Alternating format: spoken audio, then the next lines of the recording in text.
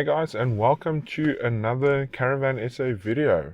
I have to admit, never has this saying "don't judge a book by its cover" been more relevant to my situation than now. Welcome to the Mahindra XUV700 A7XL. It's quite a long name, but this has probably been the most surprising vehicle I've driven in the past few months. The reason why I said, don't judge a book by its cover, and why I was a bit apprehensive is it's difficult for a vehicle to have a big impact on such a crowded segment. And the medium-sized SUV is very, very popular. I'm going to keep this review short, sweet, and to the point. I'm going to talk about its towing capabilities. I'm going to take it on a bit of a spirited drive. I'm going to do a gravel section because, of course, this is an SUV, and if it can't go on a gravel road, what's the point? And then I'm going to do a nice highway cruise just to touch all of the key driving points of this vehicle and my impressions of it. Just a few key points before we hit the road. This vehicle is powered by Mahindra's M Stallion engine, which is probably one of the coolest names you can get for an engine.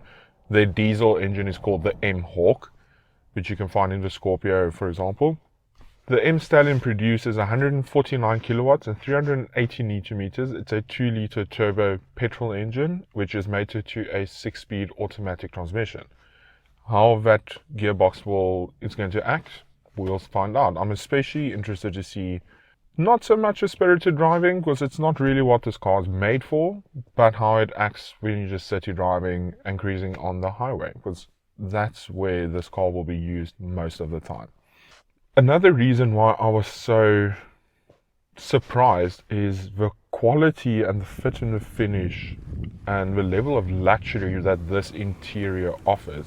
I've been in less luxurious German vehicles that cost more than this.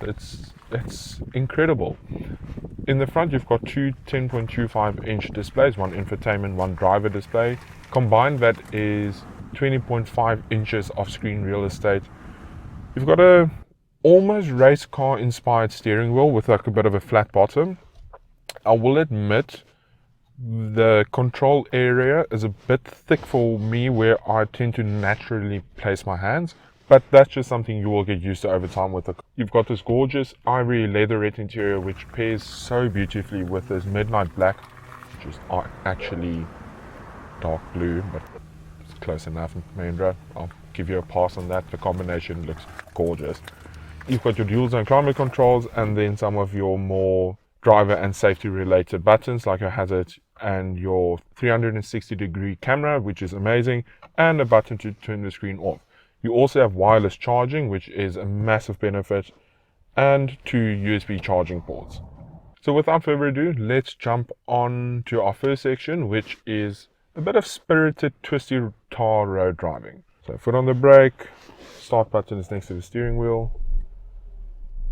So I'm going to be doing it in 2 directions. I'm going to be going down. I'm going to be going downhill, which tends to bring out, some of the less desirable suspension characteristics, if there are any. So onto the twisties. Let's pop it in manual. Which, it's a pity that this car doesn't have pedal shifters, but it's okay. It's at least have manual control on the gear lever. It's I will admit the driving position is pretty solid. Steering wheel is at the right height for me. It's telescopic as well, so you've got your up-down movement and a bit of forward and back. It's an EPAS, so it's an electric power assisted steering system, which tends to take away a bit of a steering feel. But again, for I think this vehicle's target market, that's not as much of a priority as it is, for example, for me, that drives a Toyota sports car, which also has an electronic power assisted steering system. So I know what a good one feels like, and this is pretty solid. Weight transfer feels good. It is a bit rolly, but that makes it more compliant. Overall, a very solid experience even just this short section. I'm of course not doing anything crazy. Funny enough, something I discovered while playing around in the menus, it's got a lap timer. Now, I don't know about you, but I don't really see the point of it. It's great, it's entertaining, your kids will love it. Mahindra, if you would like us to put that to use, can we take the car to Kalani, please? Yeah, it's got a G meter as well. Again, not really, I think it's more for entertainment value than anything else. It's got almost every toy you can think of for the price, and we'll get to the price at the end because that's a critical factor. I'll come back to the price because it's quite a tempting offering, considering that it's a very luxurious interior. I dare say it's a good looking vehicle. It's not to everyone's taste. Looks are obviously subjective. I like the way it looks. Other people will as well. Not everyone will. That's fine. Other than that, yes, price.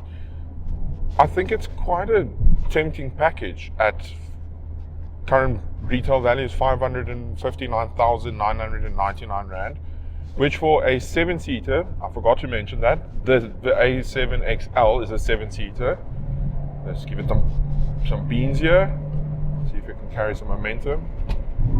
If you hear stuff rolling around, that's my camera equipment. I still haven't found a way to secure that in a car when I'm filming.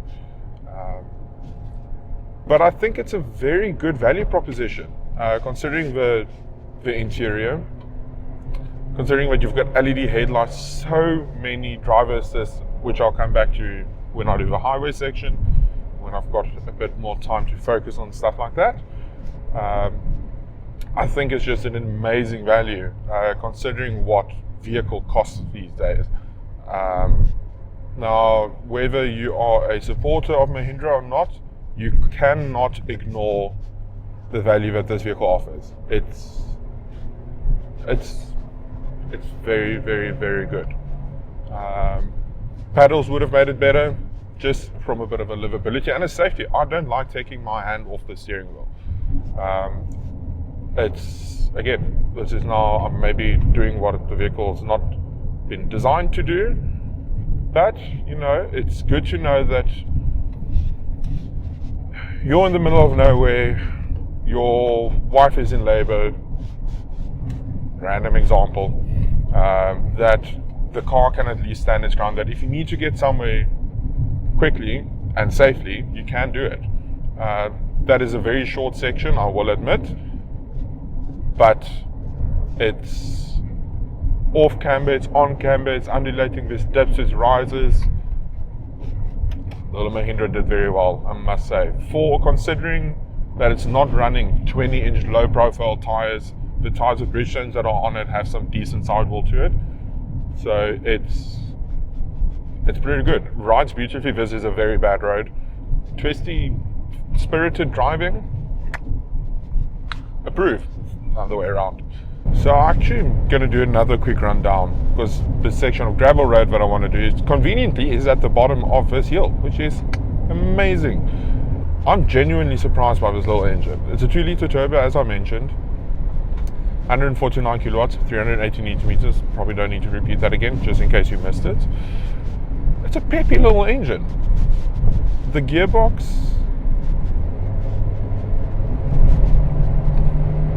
yeah, it's not a DSG. Okay, so it's not a DSG, so it's not the snappiest of gear changes, but a normal automatic in the long term is probably also just not necessarily the safer buy, but you know, there's just less components to go wrong, so it's probably the safer option. I wouldn't say it responds quickly or slowly, it responds, and that's honestly, again, all you could want, considering what this vehicle is designed for. Coming back to the lap timer and the G meter, which again is just entertainment value. I appreciate that companies are thinking a bit outside the box, especially the smaller brands now. They are just coming in at a price point and value for money that is hard to beat.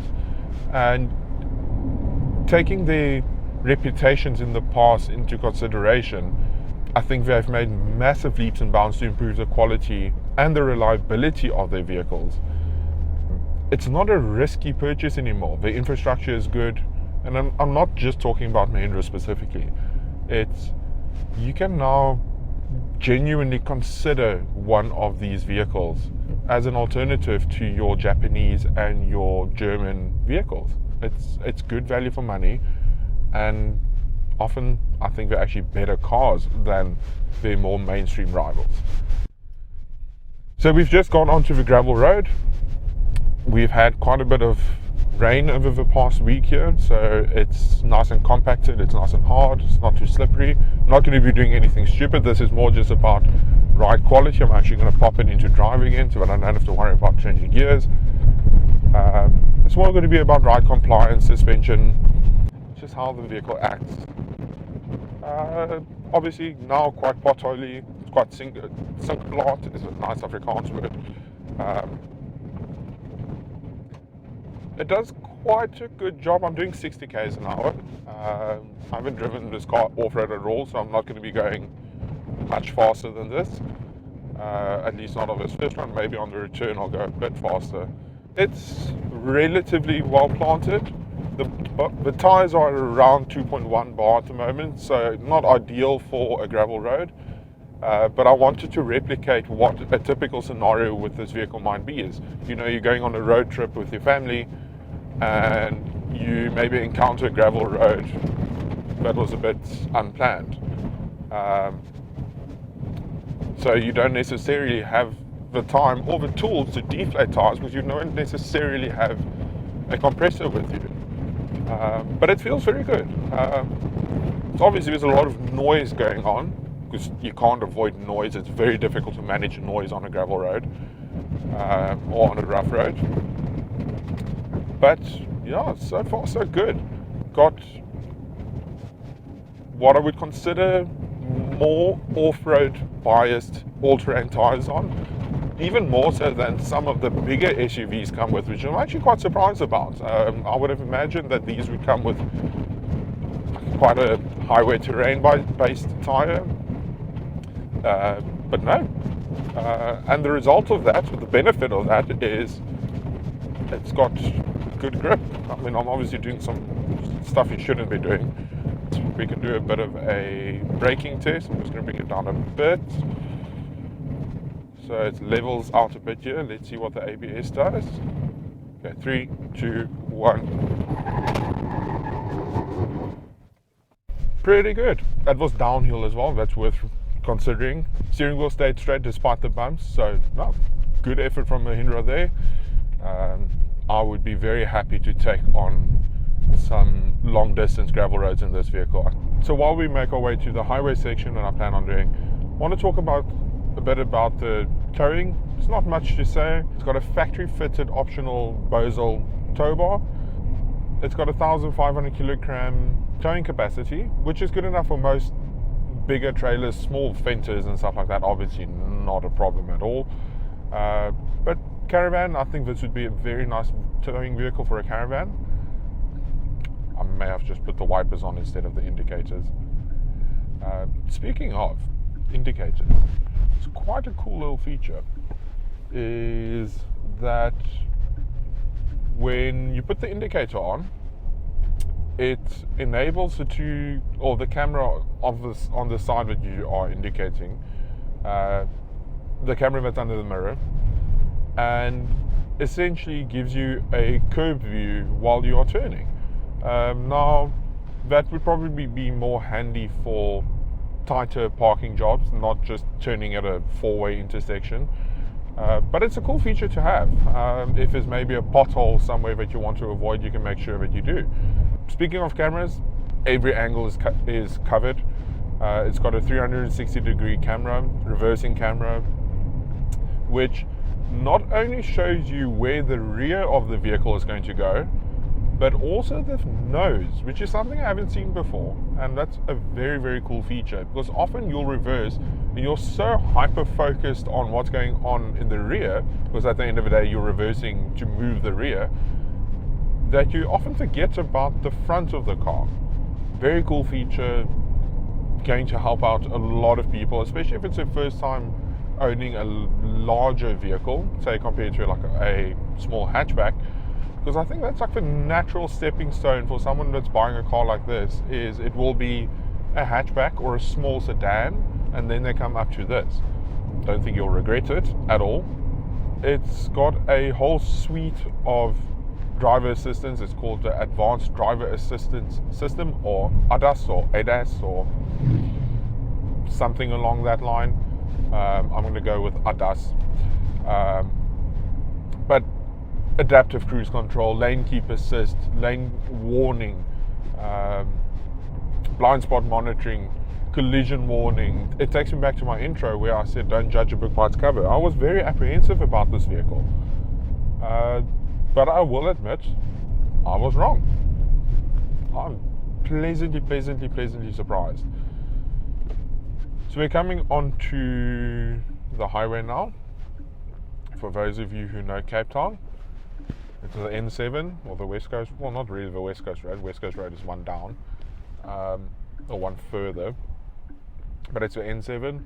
I'm heading towards Malmesbury side, just to give you a bit of context. Not that that matters for anyone else outside Cape Town, but you know, if you're from Cape Town, you can feel a bit included, and you know where I test my cars.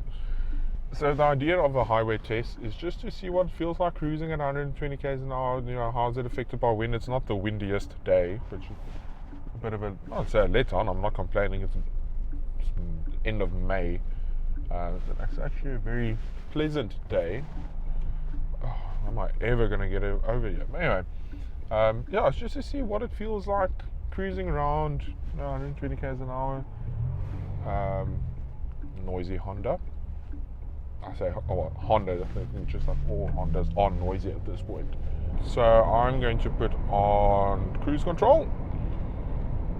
He said not putting on cruise control.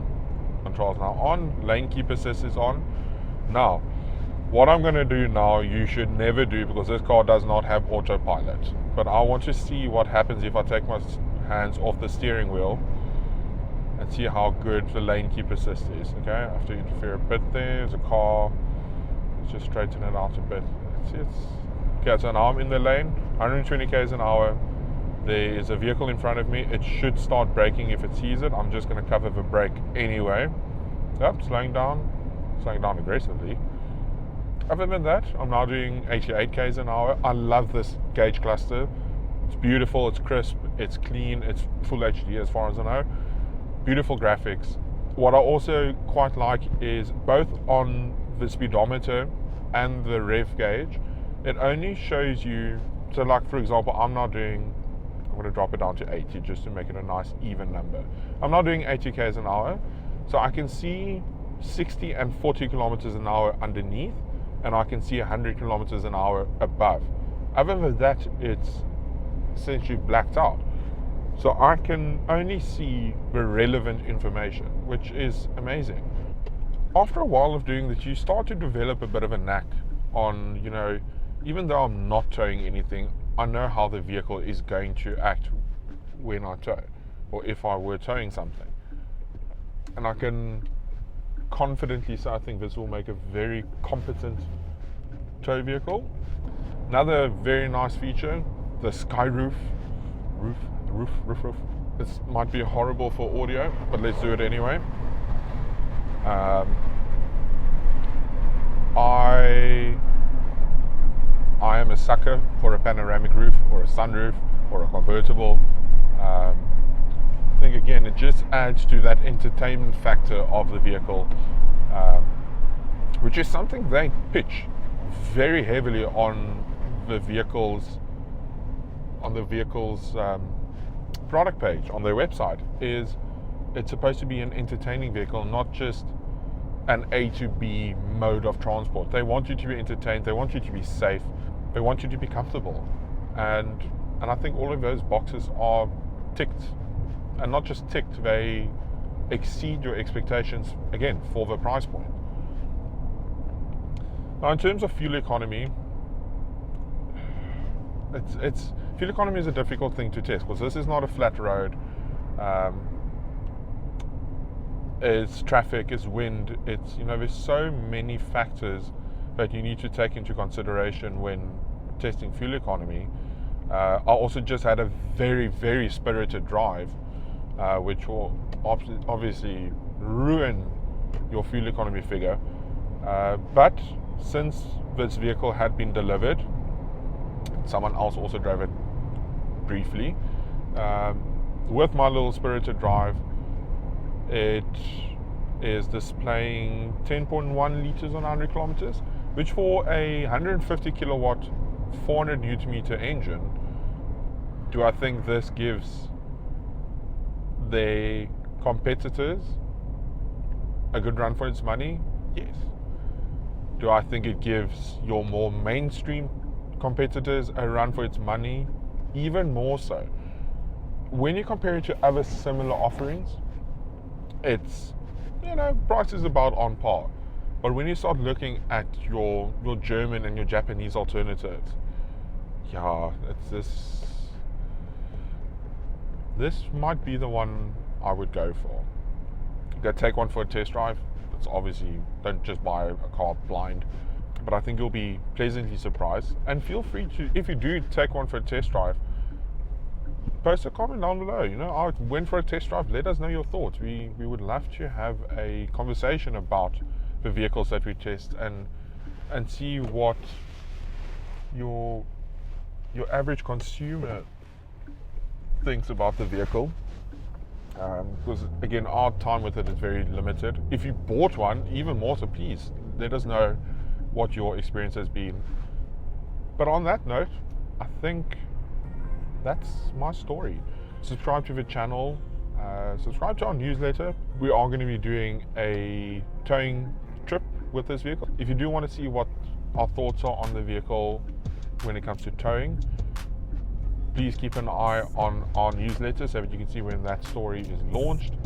So with that, crossing the T's and dotting the I's, thank you for watching. We hope you enjoyed it. I enjoyed it. Like I said, it's been a pleasant morning out in Cape Town, and considering the weather we had. And I'm very curious to see what the market adoption of those vehicles is going to be. Is it going to be well received? Is it going to sell a lot? Will it possibly have the market reach some of its competitors have had, which would be amazing. Competition is good, competition is healthy. Other than that, I hope you have a fantastic day, and I'll see you in the next one.